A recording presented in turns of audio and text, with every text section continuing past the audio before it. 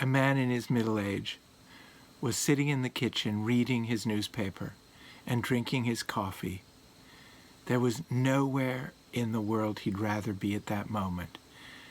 After a busy week, just drinking his coffee, reading the newspaper on a Saturday morning. But he was also a father, and he heard his daughter shout, "Daddy, Daddy, let's go to the corner and have some ice cream."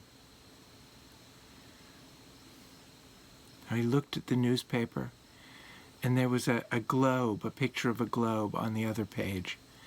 And so he tore it up into little bits, and he gave his daughter all the little pieces of newspaper and said, when you can put the globe back together, we'll go for ice cream. And he was, pretty pleased with himself. He'd given her a geographical exercise, something productive to do, a game to play, and he'd bought himself more time. So he goes back to the newspaper, sips his coffee.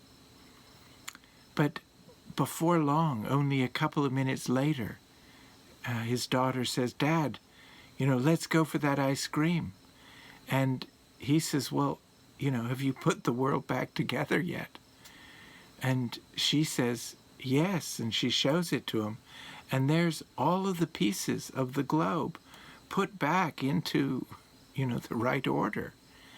And he said, "Well, how did you do it so quickly?"